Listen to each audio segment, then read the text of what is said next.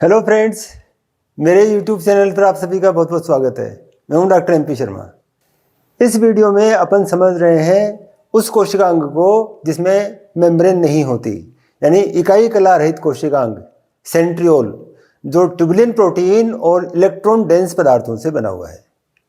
लेकिन टॉपिक शुरू करने से पहले एक आवश्यक बात, यदि ये वीडियो आपको अच्छा लगे तो इसको लाइक करें, शेयर करें और चैनल को सब्सक्राइब करें, जिससे दूसरे वीडियो आपको जल्दी जल्दी मिल सके। तो चलिए शुरू करते हैं। सेंट्रियोल, पेयर को डिप्लोसोम भी कहते हैं। ये एक बेलनाकार संरचना है और सेंट्रोसोम के दोनों सेंट्रियोल एक दूसरे के समकोण पर होते हैं। एक सेंट्रियोल, ये दूसरा सेंट्रियोल एक दूसरे के समकोण पर होते हैं, टी के रूप में व्यवस्थित होते हैं। एक सेंट्रियोल की लंबाई और मोटाई की बात करें तो बेलनाकार संरचना में लंबाई है इसकी 300 to 700 नैनोमीटर और मोटाई है इसकी 150 to 250 नैनोमीटर। अब एक बड़ी उलझन सी हो जाती है जो विद्यार्थी नहीं जानते हैं उनके लिए, कि कभी हम काम में लेते हैं एंस्ट्रोम, जैसे प्लाज्मा कला की मोटाई की बात करते हैं तो एंस्ट्रोम में वर्णन मिलता है। हम कहीं पर म्यू की बात करते हैं, अब तक अपन ने जो बात की वो माइक्रोन की बात की है, अब यहाँ पर अपन नैनोमीटर की बात करते हैं। तो उनके कन्वर्जन की एक टेबल वो अपन यहाँ समझ लेते हैं। एक एंस्ट्रोम बराबर 10⁻⁻7 10⁻⁻⁻ मिलीमीटर अथवा 10⁻⁻10 मीटर। अपन एक मिलीमीटर की बात करें तो एक मिलीमीटर बराबर होता है 10⁻⁻3 मीटर, यानी एक मीटर में 1000 मिलीमीटर होते हैं। अपन माइक्रोमीटर की म्यू एम की बात करें, म्यू एम का मतलब माइक्रोमीटर, माइक्रोन, तो म्यू एम की बात करें तो यह है 10⁻⁻6 मीटर। अपन नैनोमीटर की बात करें, ये NM नैनोमीटर, ये होता है 10 और पेयर को सेंट्रोसोम कहते हैं। अपन एक एंस्ट्रोम कितने म्यू के बराबर है, तो एक एंस्ट्रोम 0.1 म्यू के बराबर है, 0.1 म्यू मीटर, म्यू एम, और एक म्यू एम 10 एंस्ट्रोम के बराबर है। तो ये कन्वर्जन की टेबल है, इसको ध्यान से समझ लें। अब काम की दृष्टि से सेंट्रियोल को माइक्रोट्यूब्यूल ऑर्गेनाइजिंग सेंटर या माइक्रोट्यूब्यूल कोऑर्डिनेटिंग सेंटर, सूक्ष्म नलिकाओं के संगठन का केंद्र अथवा सूक्ष्म नलिकाओं के समन्वय का केंद्र कहते हैं इसको। सेंट्रियोल के चारों तरफ का, सेंट्रियोल या सेंट्रोसोम के चारों तरफ का साइटोप्लाज्म क्लियर होता है, स्पष्ट होता है, उसमें दूसरे कोशिकांग नहीं होते, उसको सेंट्रोस्फीयर कहते हैं। अब ये किन में होता है और किन में नहीं होता सेंट्रियोल? यूनिवर्सल अकरेंस तो नहीं है इसकी, सब जगह तो नहीं होता।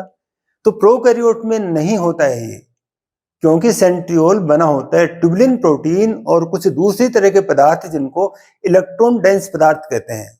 तो ट्यूबुलिन प्रोटीन का इवोल्यूशन नहीं हुआ प्रोकैरियोट में, ट्यूबुलिन प्रोटीन बनाने वाले जीन नहीं पाए जाते प्रोकैरियोट में, इसलिए ट्यूबुलिन प्रोटीन और उससे बनी सारी संरचनाएं नहीं होती हैं प्रोकैरियोट में।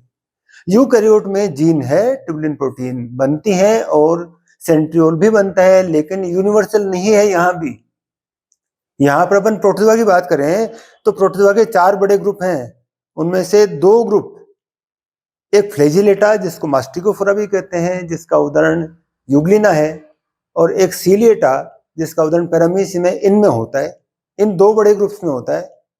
और 2 दूसरे बड़े ग्रुप, एक सार्कोडिना जिनको राइजोपोड्स भी कहते हैं, जिसका उदाहरण अमीबा है, और एक स्पोरोजोआ जिसका उदाहरण मलेरिया परजीवी है, उनमें नहीं होता ये। तो प्रोटोजोन्स में लगभग आधे में होता है, लगभग आधे में नहीं होता। अपन अपने शरीर की बात करें तो हमारे शरीर में ये तंत्रिका कोशिकाओं में नहीं होता, नर्व सेल में नहीं होता, सेंट्रियोल नर्व सेल में नहीं पाया जाता। हालांकि ट्यूबुलिन प्रोटीन से बनी सूक्ष्म नलिकाएं खूब सारी होती हैं। अब अपन सेंट्रियोल की अल्ट्रा स्ट्रक्चर को पढ़ते हैं। सेंट्रियोल इलेक्ट्रॉन माइक्रोस्कोप के नीचे कैसा दिखता है उसको अपन परासंरचना कहते हैं। ये सेंट्रियोल का ट्रांसफर सेक्शन है। जैसे सेंट्रियोल का एक जोड़ा है, ये सेंट्रोसोम है, इसके इस सेंट्रियोल का ये सेक्शन काट दिया हमने, ये ट्रांसफर सेक्शन कहलाता है। और इसको यूं देखें फिर अपन, ये यूं देखा हुआ है तो कैसा दिखता है ये सेंट्रियोल इलेक्ट्रॉन माइक्रोस्कोप के नीचे ट्रांसफर सेक्शन में कैसा दिखता है। और इस संरचना को कार्ट व्हील स्ट्रक्चर कहते हैं, गाड़ी के पहिए की तरह से, टांगे के पहिए की तरह से, या साइकिल के पहिए की तरह से, मोस्ट कॉमन रिजेम्बलेंस साइकिल के पहिए की। इस सेंट्रियोल में मेम्ब्रेन नहीं होती, मेम्ब्रेनलेस स्ट्रक्चर है, इकाई कला नहीं होती, इकाई कला रहित कोशिकांग है। जिस तरह से राइबोसोम में यूनिट मेम्ब्रेन नहीं होती, जिस तरह से न्यूक्लियोलस में यूनिट मेम्ब्रेन नहीं होती, उस तरह से सेंट्रियोल में भी यूनिट मेम्ब्रेन नहीं होती है। तो क्या होता है, ट्यूबुलिन प्रोटीन से बनी हुई सूक्ष्म नलिकाएं ए बी सी, 3 सूक्ष्म नलिकाएं, और इन 3 सूक्ष्म नलिकाओं का एक एक सेट, ये ए बी सी 3 सूक्ष्म नलिकाएं मिलकर एक सेट बनाती हैं, ये दूसरा सेट, ये तीसरा सेट, ये चौथा सेट, पांचवा, इस तरह से 9 सेट, 9 त्रिक रेशे, 9 ट्रिपलेट सेट सूक्ष्म नलिकाओं के किसकी बनी हुई, ट्यूबुलिन प्रोटीन की बनी हुई। ट्यूबुलिन प्रोटीन 2 तरह की है, अल्फा ट्यूबुलिन और बीटा ट्यूबुलिन, इसलिए सेंट्रियोल को हेटेरोट्यूबुलिन संरचना कहते हैं। हेटेरोट्यूबुलिन किस तरह से व्यवस्थित है, ये नलिकाएं हैं ऐसी, लेकिन अपन इस घेरे को देखें तो सेक्शन में दिख रहा है ये एक घेरा, एक सर्किल, ये एक सर्किल 13 ट्यूबुलिन प्रोटीन से बना हुआ है, इसके ऊपर दूसरा, इसके ऊपर तीसरा, इसके ऊपर चौथा, इस तरह से लंबा सा एक ट्यूब्यूल बन जाएगा। ए ट्यूब्यूल पूरी है, बी और सी के आकार की हैं, ए 13 इकाइयों से बनती है, बी और सी 10-10 इकाइयों से बनती है। अब इन ट्यूबुलिन प्रोटीन की इकाइयों के अलावा बाकी जो कुछ दिख रहा है यहाँ पर, वो सारा का सारा इलेक्ट्रॉन डेंस पदार्थ हैं, जिसमें प्रोटीन भी हैं और जिसमें आयंस भी हैं। इलेक्ट्रॉन डेंस पदार्थ, ये इलेक्ट्रॉन डेंस पदार्थ क्या क्या बनाते हैं, एक तो ये संधि है, इस त्रिक रेशे का ये सी सूक्ष्म नलिका पास वाले की ए से जुड़ती है, इसकी सी इसके के से जुड़ती है, इसकी सी इसके से जुड़ती है, इस तरह से पास की सी नलिका से जुड़ी होती है ए नलिका, या ए नलिका जुड़ी होती है सी नलिका। ये सारी की सारी ए नलिकाएं सेंटर में ताड़ियों की तरह से इस हब से जुड़ी रहती हैं। हब खुद एक घेरा है, मोटा सा पाइप है जो इसे सर्किल के रूप में दिखाई देगा। तो इस हब से जुड़ी हुई है, जिस तरह से साइकिल के पहिए की रिम जुड़ी रहती है ताड़ियों के द्वारा हब से, वैसे इन ताड़ियों के द्वारा ये जुड़ी हुई है। ताड़ियां आपस में और जुड़ी हुई हैं, और जहां ताड़ी दूसरी ताड़ी से जुड़ती है वहां पर फूले हुए भाग हैं, इनको अपन एक्स बॉडी कहते हैं, और इन संधियों पर फिर फूले हुए भाग हैं, इनको वाई बॉडी कहते हैं। ये सारी संरचना गाड़ी के पहिए की तरह से दिखाई देती है। हेटेरोट्यूबुलिन संरचना, ट्यूबुलिन प्रोटीन 2 तरह की, अल्फा और बीटा, और इलेक्ट्रॉन डेंस पदार्थ। अब ऐसी की ऐसी संरचना सीली और फ्लैजिला की है। सीली और फ्लैजिला के आधार पर आधारी कणिका के रूप में, बेसल ग्रेन्यूल के रूप में सेंट्रियोल पाया जाता है। अब इस संरचना को अपन सीलिया और फ्लैजिला में बदलें, उनके ट्रांसफर सेक्शन में बदलें, तो केवल क्या करना पड़ेगा, यहाँ पर हब खाली है, इसलिए सेंट्रियोल की संरचना को 9+0 कहा जाता है, 9+0। लेकिन सेंट्रियोल में यहाँ पर 2 सूक्ष्म नलिकाएं पूरी 13 इकाइयों से बनी हुई 2 सूक्ष्म नलिकाएं और हैं, इसलिए सीलिया और फ्लैजिला को 9+2 संरचना कहा जाता है। सेंट्रियोल 9+0, सीलिया और फ्लैजिला 9+2, एक डिफरेंस।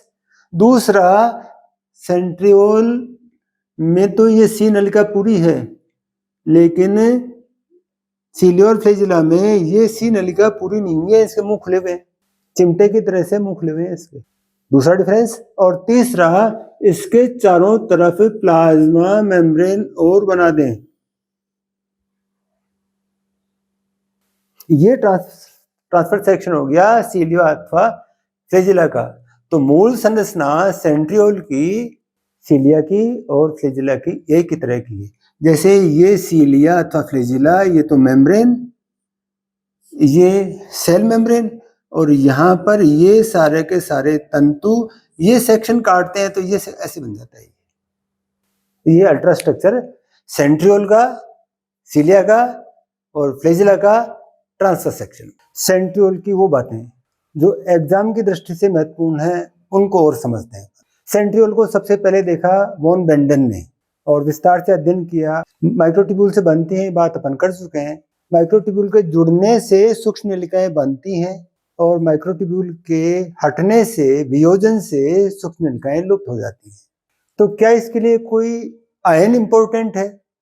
जिस तरह से राइबोसोम की इकाइयों के जुड़ने के लिए मैग्नीशियम की बात करते हैं, उस तरह से ट्यूबुलिन प्रोटीन की इकाइयों के जुड़ने के लिए एमएन आयन इंपॉर्टेंट है।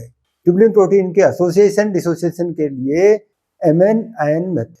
दूसरा है, सेंट्रियोल का विभाजन नहीं होता। सेंट्रियोल का विभाजन नहीं होता है, सेंट्रोसोम के रूप में होता है सेंट्रियोल। इस एक पेयर के पास में डिवीजन से पहले दूसरी पेयर और बन जाती है, यानी एक सेंट्रोसोम के पास में दूसरा सेंट्रोसोम और बन जाता है। कब? जीवन की एस फेज में। एस का मतलब रेप्लिकेशन की फेज, जीवन की एस फेज में। तो ये माइक्रोट्यूब्यूल ऑर्गेनाइजिंग सेंटर है। यहाँ इसके पास में एंजाइम है जिनकी सहायता से एमएन की प्रेजेंस में ट्यूबुलिन प्रोटीन की इकाइयां एसोसिएट होकर एक और सेंट्रोसोम बना लेती हैं। फिर नेक्स्ट है सीली और फ्लैजेला के आधार पर यह आधारी कणिका के रूप में होता है, बेसल ग्रेन्यूल के रूप में होता है, और इसके बाद में वहां से माइक्रोट्यूब्यूल जुड़ती चली जाती हैं, सीली और फ्लैजेला की वृद्धि होती चली जाती है। फिर नेक्स्ट है कोशिका विभाजन के समय, सेल डिवीजन के समय माइटोसिस और मियोसिस दोनों टाइम पर स्पिंडल फाइबर बनते हैं, तर्कु उपकरण बनता है, माइटोटिक एपरेटस बनता है, तर्कु तंतु बनते हैं। ये बीच में मोटा और किनारों में पतला, ये तर्कु की आकृति है। तो चाहे सेंट्रियोल हो चाहे नहीं हो, लेकिन माइटोटिक एपरेटस तो बनता है जिसकी सहायता से क्रोमोसोम का पुत्री कोशिकाओं में समान वितरण होता है।